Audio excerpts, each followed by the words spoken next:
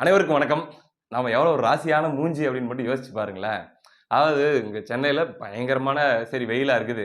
நம்ம இந்த மாரி ஏசி அது இதெல்லாம் இருக்கணும்னு நமக்கு அவசியம் இல்ல. நம்ம அப்படியே ஃபேன போட்டுக்கிட்டு அப்படியே மேனேஜ் பண்ணிக்கிறது தான். ஆனா வீடியோ பண்ணும்போது இந்த வேர்த்து வேர்த்து ஒழுகிட்டு இருக்கிறது, நம்ம இப்படி தொடச்சிட்டு பேசிட்டு இருக்கிறது ஒரு மாரி நல்லாவா இருக்குது. அதனால ஒரு ஏசிய வாங்குவோம்ன்னு சொல்லி ஆசையா ஒரு ஏசிய வாங்கி இஎம்ஐல வாங்கி மாட்டி விட்டு 4, 5 நாளா நல்லாத்தாங்க ஓடிட்டு இருந்துச்சு. சரி இப்ப வீடியோ பண்ண போறோம் இன்னைக்கு ஆஃப்டர் 10 டேஸ் அப்படின்னு சொல்லி எல்லாத்தையும் எடுத்து மாட்டி, இப்ப போய் ஆன் பண்ணுவோமா அப்படின்ட்டு பிளக் எடுத்து இப்படி சொருகுனேன். அப்படியே உள்ள போயிருச்சு. ஆமாங்க. ஒண்ணும் பண்ண முடியல. அதனால இன்னைக்கு அத ரெடி பண்ணணும். அதுக்கு முன்னாடி இந்த வீடியோவ பண்ணிருவோம். சமூக செயற்பாட்டாளரும், தீவிர அம்பேத்கரிஸ்ட், பெரியாரிஸ்ட், மார்க்சிஸ்ட் என்று பல தலைவர்களை கொள்கை தலைவர்களாக ஏற்றுக்கொண்டு அந்த கொள்கையின்படி வாழ்ந்து கொண்டிருக்கிறவரும், சினிமா இயக்குனருமான அறம் அப்படின்னு சொல்லி ஒரு அற்புதமான படத்தை கொடுத்த இயக்குனர் கோபி நாயனார் அவர்கள் ஒரு உண்மையிலேயே சொல்றேன் தீவிர ஒரு மன உளைச்சலுக்கும் ஏன்டா நம்ம இத்தனை நாள் சமூக செயற்பாட்டாளராக இருந்தோம். ஏன்னா அவர் மக்களுடைய நில உரிமை பிரச்சனைகளுக்காக, வாழ்வாதார பிரச்சனைகளுக்காக தொடர்ந்து பெயர் தெரியாத கிராமங்கள்ல அந்த ஏழை எளிய மக்களோட இணைந்து பல போராட்டங்கள்ல தொடர்ச்சியாக ஈடுபட்டே வந்துட்டு இருக்கிறாரு. அதன் காரணமாகவே சினிமா வாய்ப்புகள் கூட அதிகமா இல்லாம போகுது. எப்படிங்க கொடுப்பாங்க? அப்படியாக இருந்துட்டு இருந்த ஒரு மனிதர் ஏன்டா நம்ம இப்படிலாம் இருக்கிறோம், ஏன்டா வாழ்றோன்ற அளவுக்கான ஒரு நிலைக்கு தள்ளியிருக்காங்க. அவருக்கு அறம் படம் நல்லா எடுத்துட்டாரு அப்படின்றதாக மனதை உருக்கி விட்டது. எப்படி ஜெய்பீம் படம் முதலமைச்சருடைய மனசை உருக்கி கண்ணுல தண்ணி வர வச்சுச்சு இல்ல, அந்த மாதிரி படம் பார்த்தா உருகிடுவாங்க திராவிடர்கள். அப்படி அறம் படத்தை பார்த்து ரொம்ப உருகி ஐயா வீரமணி அவர்கள் என்னம்மா அப்படிங்கிற மாதிரி என்னம்மா எடுத்திருக்கா ஐயா அப்படிங்கிற மாதிரி அவருடைய திராவிடர் கழகத்தின் சார்பாக ஒரு விருது கொடுத்திருக்காங்க. என்ன நினைச்சாரு தெரியல மனுஷன். அந்த விருதை ஒரு மஞ்சப்பையில சுத்தி மூட்டை கட்டி சத்துன்னு தூக்கி அவங்க மேலே அடிச்சிட்டாரு. விருதை திருப்பி கொடுக்குறேன், வேணாயா உங்க விருது அப்படின்ட்டு. இப்போ ஒரு அம்பேத்கரிஸ்டுக்கோ ஒரு பெரியாரிஸ்டுக்கோ ஒரு அழுத்தம் வருது, மன உளைச்சல் வருது அப்படின்னா பொதுவா என்ன நினைப்போம், இந்த பாஜக பண்ற வேலையா தான் இருக்கும். இவங்க இப்படித்தான், இந்த பாஜக காரங்க இந்த கும்பல் இவங்க இப்படியே தான் ஒரு சமூக செயற்பாட்டாளரை சும்மா விடுறதில்ல, ஒரு ஒரு ஒரு ஒரு கொள்கை பிடிப்புள்ளவங்களை சும்மா விடுறதில்ல, ஏதாச்சும் ஒரு தொல்லை பண்ணிட்டு உயிர் பயம் கொடுத்துக்கிட்டே தானே இருக்காங்க அப்படின்னு தான் நம்ம நினைப்போம். ஆனா இங்க என்ன அப்படின்னா கொடுமை, யாரால் அவர் நேசிக்கப்பட வேண்டுமோ, யார் அவருக்கு பின்னாடி இருந்து பக்கபலமாக இருக்க வேண்டுமோ, யாருடைய கொள்கையை ஏற்று அவர் மக்களுக்காக போராடி கொண்டிருக்கிறாரோ அவர்கள் தான் அவருக்கு மிகப்பெரிய பிரச்சனையாக இன்னைக்கு இருந்துட்டு இருக்கிறாங்க. என்ன நடந்துச்சு அப்படின்னா அவருடைய அறிக்கையை மட்டும் ஒரு வரி நான் வாசிச்சிடுறேன். நிறைய சொல்லியிருக்காரு, அதுல ஒரு வரி என்ன ரொம்பவே பாதிச்சுச்சுங்க. அதாவது தன்னை ஜனநாயக அமைப்பு என்று கூறிக்கொண்டிருக்கிற ஒரு அமைப்பை எதிர்த்து ஜனநாயக முறையில் கேள்வி எழுப்பினால், தன்னை ஜனநாயக அமைப்பு என்று கூறிக்கொண்டிருக்கிற அந்த அமைப்பு எது சொல்லுங்க? திராவிட மாடல். அதான். அதை எதிர்த்து நானும் ஜனநாயக முறையில் கேள்வி எழுப்பினால் சர்வாதிகார மனநிலையோடு அது என்னை எதிர்கொள்கிறது. நான் சர்வாதிகாரியா மாறுவேன் அப்படின்னு அவரு தான் 3 வருஷத்துக்கு முன்னாடியே சொல்லிட்டாரு. அது கட்சிக்காரங்களை பார்த்து சொன்னாரு அப்படின்னு சொல்லி, அல்லது நாட்டில் சட்டம் ஒழுங்குக்கு எதிராக தீவிரவாத அல்லது சமூக விரோத செயல்களில் ஈடுபடுபவர்களுக்கு எதிராகத்தான் அப்படி சொன்னாரு நீங்க நினைச்சுக்கிட்டா தப்பு. சமூக செயற்பாட்டாளர்களுக்கு எதிராக தான். இத்தகைய சூழலில் இந்த சர்வாதிகார மனநிலை கொண்டவர்களின் மத்தியில் வாழ்வதற்கே எனக்கு அச்சமாக இருக்கிறது.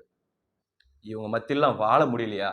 யார் மத்தியில? சனாதனவாதிகள் இல்ல, இந்த பெரியாரிஸ்டுகள், இந்த திராவிடர்கள், புரட்சி பண்ணுகிறோம், பகுத்தறிவு பேசுகிறோம் அப்படின்னு பேசிக் கொண்டிருக்கிற இந்த கும்பல் மத்தியில் வாழ்வதற்கே அச்சமாக இருக்கிறது.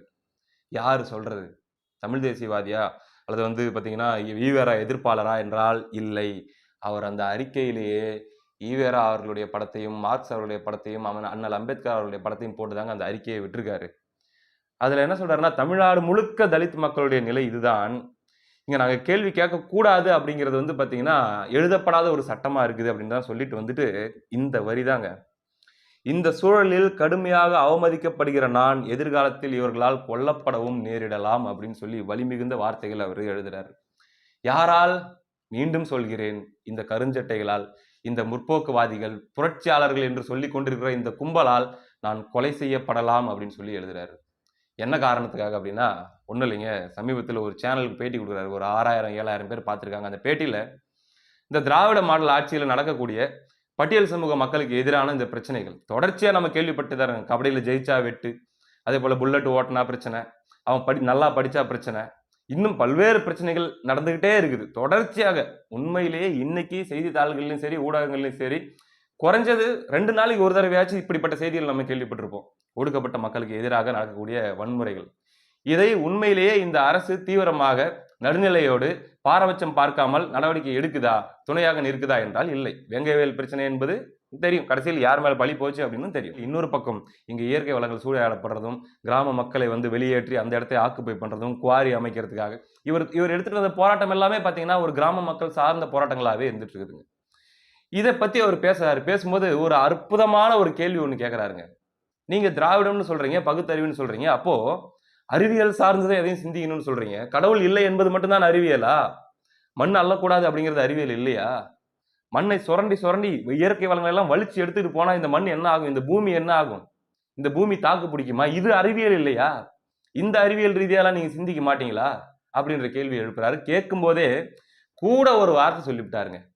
அதாவது தங்களை புரட்சியாளர்கள், பெரியாரிஸ்டுகள் அல்லது வந்து நாங்கள் கருஞ்சட்டைகள் என்று சொல்லிக் கொண்டிருக்கிற தோழர்கள், இந்த மதிவதனி போன்றவர்கள், இந்த மாதிரியான ஆட்கள் எல்லாம் கூட இவங்க வந்து மக்களுக்காகவோ, உண்மையிலேயே கஷ்டப்படுற அல்லது வந்து விளிம்பு நிலையில் இருக்கிற பாதிக்கப்பட்டிருக்கிறவங்களுக்காகவோ பேசுறது இல்லைங்க. மாறாக இந்த அரசாங்கத்தை பாதுகாக்கிறதுக்காக இவர்கள் செய்யும் தவறுகளை கேள்வி எழுப்பவர்களிடம் இருந்து மழுங்கடிப்பதற்காக, மடைமாற்றம் செய்வதற்காக தான் இவங்க எல்லாம் பயன்படுறாங்க.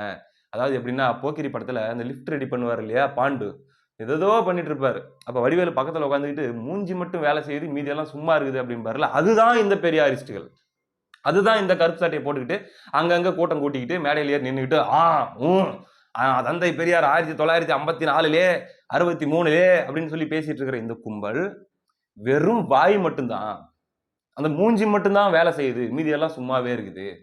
மற்றபடி இவங்களுடைய உண்மையான வேலை என்ன அப்படின்னா, இந்த அரசாங்கத்தை பொத்தி பொத்தி பாதுகாப்பது, இந்த அரசாங்கத்துக்கு எதிராக வரக்கூடிய விமர்சனங்களை எல்லாமே மடைமாற்றம் செய்வது அல்லது முட்டு கொடுப்பது. இதுதான் இவர்களுடைய வேலை. இன்னும் ஒரு உதாரணத்தை அவர் என்ன சொல்றாருன்னா, ஒரு சர்வாதிகாரி ஒரு 1000 பேரை கொலை செய்கிறான் என்றால் அந்த 1000 பேரை கொலை செய்தது நியாயம்தான் என்று பேசுவதற்கு ஒரு சிலர் இருப்பாங்க, அந்த தவறை நியாயப்படுத்துவதற்கு. அப்படிப்பட்டவர்கள் தான் இந்த நபர்கள் அப்படின்னு சொல்லி இந்த கருஞ்சட்டை கும்பலை தாக்கிட்டாருங்க. இதுதான் அவர்களுக்கு பிரச்சனை. அடுத்ததாக என்ன பண்ணும்? திராவிடம் சும்மா விடுமா? திராவிட மாடல் சும்மா விடுமா? அதுக்கு திராவிடத்தில் இருக்கக்கூடிய உண்மையான திராவிடர்கள் இறங்கி பேசுவாங்களா? பேச மாட்டாங்க. அவங்க வந்து என்ன சொல்லுவாங்கன்னா, ரொம்ப ஜென்டில்மேனா, நான் சொல்றது உண்மையான திராவிடர்கள். யாரை சொல்றேன்னு உங்களுக்கு புரியும். பண்ணையார் மனநிலை கொண்ட பண்ணையார்கள். அவங்க என்னன்னா, சேச்சே தோழர் நல்ல தோழராச்சே, தோழர் கோபி நாயனார் நல்லாச்சு, என்னாச்சு இவருக்கு திடீர்னு இப்ப சமீப காலமா இப்படி பேசிட்டு இருக்காரு, என்ன பண்றது, அவருக்கு என்ன சூழ்நிலையோ, அவருக்கு என்ன குடும்ப கஷ்டமோ, அந்த லெவல்ல வந்து ரொம்ப மெச்சூர்டா பேசுவாங்க அந்த உயர் நிலையில் இருக்கக்கூடியவர்கள். ஆனால் இவரை அடிமட்டத்துக்கு இறங்கி கடிச்சு கொதறி ஒண்ணுமில்லாம ஆக்கும் ஒரு கும்பல். அது யார் என்றால் இவருடைய சக தோழர்கள். அதாவது ஒரு பெரியாரிஸ்ட் கேள்வி கேட்கறான் அப்படின்னா 10 பெரியாரிஸ்ட வச்சுதாங்க அவனை காலி பண்ணுவாங்க. ஏன்னா ஒருத்தன் நியாயம், அவனுக்குன்னு ஒரு மனசாட்சி இருந்து கேள்வி கேட்கறான்னா அவனை ஒழித்து கட்டுவதற்கும், அவனை கரை பூசி அவனை இல்லாமல் ஆக்குவதற்கும் ஒரிஜினல் திராவிடம் வரமாட்டான். சக பெரியாரிஸ்டுகள் என்ற பேர்ல இருக்கக்கூடிய அதே கூட்டத்தை வச்சுதான் ஒழிச்சு விடுவான். ஒரு அம்பேத்கரிஸ்ட் கேள்வி கேட்டான், ஒரு தலித்திய சிந்தனை கொண்ட அல்லது வந்து ஒரு தலித்தியவாதி கேள்வி கேட்டான் அப்படின்னா அவங்க விசிகாவை வச்சுதான் அவனை காலி பண்ணுவாங்க, அல்லது வந்து சக அம்பேத்கரிஸ்ட வச்சுதான். அதே தான் கம்யூனிஸ்டுக்கும், அதே தான் ஒவ்வொரு தமிழ் சமூகத்துக்கும். ஒரு ஒரு உதாரணத்தை சொல்றேனே, ஒரு முக்குளத்தோர் சமூகத்தை சேர்ந்தவரோ, ஒரு தேவர் சமூகத்தை சேர்ந்தவரோ, ஒரு வன்னியர் சமூகத்தை சேர்ந்தவரோ ஒரு கேள்வி கேட்டார் அப்படின்னா ஒரு கட்சியிலிருந்து அவருக்கு பதிலடி கொடுக்கறதுக்கு இந்த கட்சியிலிருந்து இன்னொரு வன்னியர் தான் இறக்குவாங்க. இப்படியாக இவரை இன்று இவ்வளவு மோசமான மன உளைச்சலுக்கு தள்ளி இருக்கிறது யாரை வச்சு அப்படின்னா, யாரெல்லாம் இவர் கூட நின்று நான் நிக்கிறேன் அவங்க கூட அப்படின்னு நிக்க வேண்டியவங்க தாங்க. சமூக ஊடகங்கள்ல பல சேனல்கள் ஆரம்பிச்சு நான் அம்பேத்கரை பத்தி பேசுறேன், ஈவேராவை பத்தி பேசுறேன், அதை பத்தி பேசுறேன், இதை பத்தி பேசுறேன்னு சொல்லி பேசி நிறைய அவர்களுடைய வளர்ச்சியை அதிகப்படுத்தி கொண்டு நிறைய அந்த ஒடுக்கப்பட்ட அல்லது வந்து எப்போதாவது நமக்கு விடுவி கிடைத்திராதா அப்படின்னு வாழ்ந்துட்டு இருக்கிற மக்களுடைய நம்பிக்கையெல்லாம் பெற்று தன்னுடைய ஊடகத்தையோ அல்லது தன்னுடைய முகத்தையோ ரொம்ப பெரிய பிராண்டாக மாற்றிக்கொண்டு கடைசியில் அதை ஒரு நல்ல விலைக்கு கொண்டு போய் அதிகார மையத்திடம் விற்றுவிட்டு அந்த அதிகார மையத்தின் பக்கம் நின்று கொண்டு அந்த கூட்டத்தில் எவனேனும் கேள்வி எழுப்பினால் அந்த கூட்டத்தில் கேள்வி எழுப்பினவனை நீல சங்கி, அந்த சங்கி, இந்த சங்கி, விலை போனவன் என்று சொல்லி ஒழித்து கட்டுற வேலையை இவங்க செய்வாங்க. அதுதான் தனக்கு நடந்துட்டு இருக்குது அப்படிங்கிறாரு கோபி நாயனார். இதுக்கு இன்னொரு எளிய உதாரணம் ஒண்ணு இருக்குதுங்க. நம்முடைய மரியாதைக்குரிய தோழர் திருமாவளவன் அவர்கள் சொன்னதுதான்.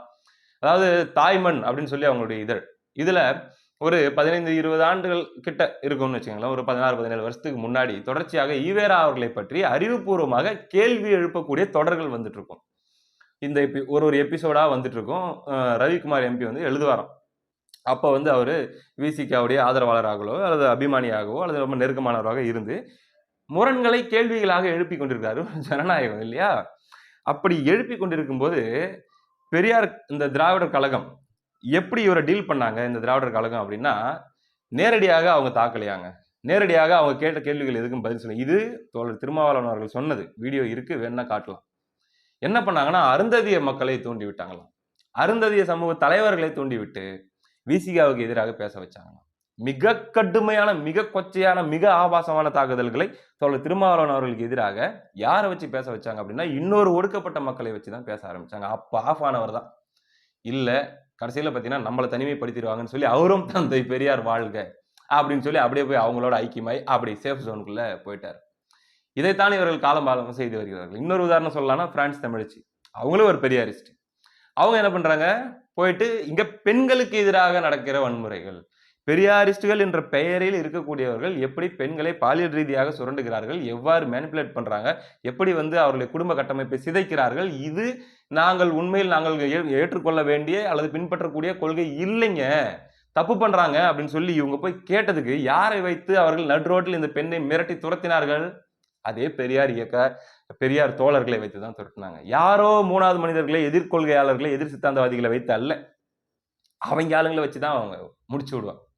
இது காலங்காலமாக திராவிடம் உட்கார்ந்து கொண்டிருக்கிறது. இந்த லட்சணத்துல இந்த மக்கள் அல்லது வந்து இதுக்கு ஆதரவாக பேசக்கூடிய தோழர்கள் என்ன பண்றாங்க அப்படின்னா, அதாவது கோபி நாயனார் அவர்களுக்கு ஆதரவாக பேசக்கூடிய தோழர்கள் இந்த சூட்சமம் புரியாம, திராவிடர்னு சொல்றீங்களே, அப்ப நாங்களும் திராவிடர் தானே, அந்த திராவிடருக்குள்ள நாங்களும் வரோம் இல்லையா, அப்போ ஒரு திராவிடருக்கு ஆதரவா தானே நிக்கணும் அப்படின்னு சொல்லி பாவம் இவங்களை பார்த்து அப்பாவியா கேட்டுக்கிறாங்க. ஐயா, அவங்க திராவிடருங்கயா, நீங்க திராவிடர் இல்ல. அதைத்தான் நாங்க ஆரம்பத்துல இருந்தே சொல்லிட்டு இருக்கிறோம். நீ உன்னை திராவிடர் என்று சொல்லிக் கொண்டிருந்தால் உன்னை வந்து ஓட்டு போடுறதுக்கு மட்டும்தான் பயன்படுத்துவான்.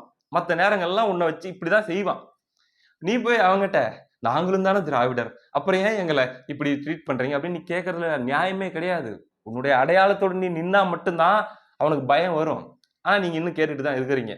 இப்படிலாம் போயிட்டு இருக்கிற இந்த சூழல்ல தாங்க ஆடியோ வீடியோ அரசியல்னு ஒண்ணு கையில் எடுக்கிறாங்க. ஏன்னா கோபி நாயனார் கேள்வி கேட்டார்ல, அந்த கேள்வி கேட்டது வந்து பாத்தீங்கன்னா சுற்றுச்சு இல்ல. யாரை சுட்டுச்சு? திராவிட மாடலையும் சுட்டுச்சு, திராவிடம் பேசிட்டு இருக்கிறவங்களையும் சுட்டுச்சு, வாயிலேயே வடை சுடுற கருஞ்சட்டை கும்பலையும் சுட்டுருச்சு. அடுத்து என்ன நடக்குது? அவரு 1008 ஃப்ரஸ்ட்ரேஷன்ல, டென்ஷன்ல ஏதோ ஒன்று இருப்பாரு. அப்போ ஃபோன் பேசினா அவர் கண்ட வார்த்தைகளை எல்லா மனுஷனும் பேசுவாங்க. பர்சனல் ஃபோன் அப்படின்னு வந்துட்டா எல்லாருமே தான் பேசுவாங்க. எல்லாருமே வந்து இது கேமரா முன்னாடி பேசுற மாதிரியே எல்லாம் தனிப்பட்ட வாழ்க்கையிலையும் பேசிட்டு இருக்க மாட்டாங்க. அன்அஃபிஷியலா பேசுறது முன்ன பின்ன இருக்கும். அப்படி அவர்கிட்ட பேசும்போது ஆடியோ எடுக்கணும். எப்படி பாருங்க, வீழ்த்துறதுக்கான ஆயுதம் எப்படி கையாளுறாங்க பாருங்க. சீமானவர்களுக்கு எதிராக என்னென்னமோ பண்ணிட்டாங்க இந்த ஆடியோ அரசியலை வைத்து. இப்ப இவருக்கு எதிராகவே இதை வச்சு 2-3 ஆடியோவை பரப்பி பாருங்க, விசிகாவை பத்தில அவ்வளவு கேவலமா பேசியிருக்காப்புல. இந்த ஆளுக்காக போயிட்டு இந்த ஆள் அவ்வளவு மோசமானவங்க, ரொம்ப டேஞ்சர் ஃபெல்லோ, இவங்ககிட்டலாம் ரொம்ப கேர்ஃபுல்லா இருக்கும், எல்லாரும் ஒதுக்கி விடுங்க, ஒதுக்கி தனிமைப்படுத்தி இல்லாம ஆக்கி போடுங்க பாருங்க, அப்படிங்கிற மாதிரியான ஒரு ஹேண்ட்லிங் பண்றது. புரியுது இல்லையா? நீ என்னத்த ஈவேராவை படிச்சிருந்தாலும், நீ என்னத்த படிச்சு கரைச்சு குடிச்சிருந்தாலும், நீ அங்க போயிட்டு ஜால்ரா போட்டுக்கிட்டு இருந்தா மட்டும்தான் உனக்கு இடம், இந்த சமூகத்துல நீ நடமாடுறதுக்கே இடம். எல்லாம் இங்க கோபி நாயனார் மாதிரி இவர்களாலேயே நான் கொல்லப்படலாம் அப்படின்னு சொல்லி புலம்பிட்டு தான் இருக்க முடியும். அந்த இடத்துக்கு அவங்க வச்சிருவாங்க. நீங்க 20,000 புத்தகம், 10,000 புத்தகம், 5,000 புத்தகம் படிக்கணும். நல்லா படிச்சு அருமையா இலக்கியமா பேச தெரிஞ்சிருக்கணும். நல்ல வந்து பாரதிதாசன் பாடல்கள்ல இருந்து இன்னும் பல சங்க இலக்கியங்கள்ல இருந்தெல்லாம் எடுத்து உதாரணம் சொல்ல தெரியணும். பயங்கரமான கொள்கைகள், வெளிநாட்டுல இருக்கக்கூடிய பல தத்துவ ஞானிகள் எழுதி போன தத்துவங்களை எல்லாம் உனக்கு பேச தெரியணும். எதுக்கு? நம்ம திராவிட மாடலுக்கு முட்டு கொடுக்கறது. அவங்க கொடுக்குற படிகாசை வாங்கிட்டு அவங்களுக்கு முட்டு கொடுக்கறதுக்கான குவாலிபிகேஷன், அதற்கான கல்வி தகுதி தான் நீ இந்த கண்டதையும் போய் கரைச்சி குடிச்சிட்டு வர்றது. வேற எந்த பயனும் இல்லை. அதை வச்சுக்கிட்டு அதை பண்ணிக்கிட்டு தான் இன்னைக்கு எத்தனையோ பேர் வந்து பாத்தீங்கன்னா ரொம்ப பாதுகாப்பா சேஃப் ஜோன்ல நல்ல வருமானம் பார்த்துக்கிட்டு நல்லா இருக்கிறாங்க. அவங்களுக்கு எல்லாம் பொழைக்க தெரியுது. இப்படி பொழைக்க தெரியாம வாயை விட்டு இப்படி வந்து நாளைக்கு இவங்களாலே எனக்கு ஆபத்துன்னு சொல்லி புலம்புற நிலைமையில நீங்க இருக்கிறீங்க. இதுதான் திராவிட சூழ்ச்சி, இதுதான் திராவிட மாயை. ஒரிஜினல் திராவிடர்களும் ஒரிஜினல் திராவிடமும் மிக ஆபத்தானது, கோரமானது, இரக்கமற்றது.